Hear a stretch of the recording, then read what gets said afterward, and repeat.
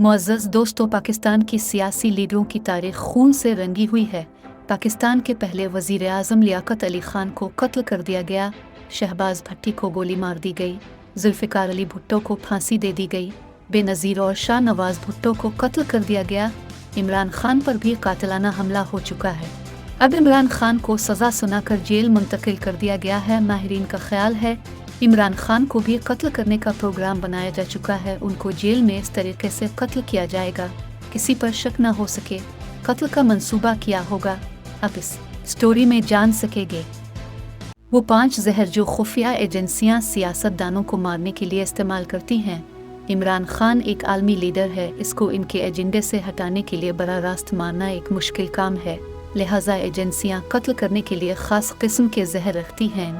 Polonium ये जहर जिस्म के तमाम प्लेटलेट्स गिरा देता है। कम अज़ कम 3 दिन में इंसान की मौत हो जाती है। रिसुन ये जहर एक नेचुरल पौधे से हासिल किया जाता है।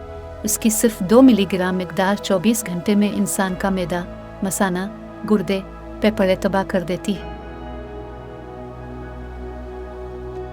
BX इस किस्म का जहर 6 माह में रफ्ता रफ्ता असर दिखाता है। सांस का फूलना, खून का दबाव, मैदा की खराबी, याददाश्त का कमज़ोर होना, फेफड़े फेल होना इसकी अलामत है। BTX इस किस्म का जहर दिल की शरियानों में सूजन पैदा करके खून के रास्ते में रुकावट पैदा करता है। ये जहर लेने से सिर्फ 2 घंटे बाद इंसान की मौत हो जाती है। बोटॉक्स इस किस्म का जहर तमाम दिमागी पैगामात मफलूज कर देता है और किसी को शक भी नहीं होता।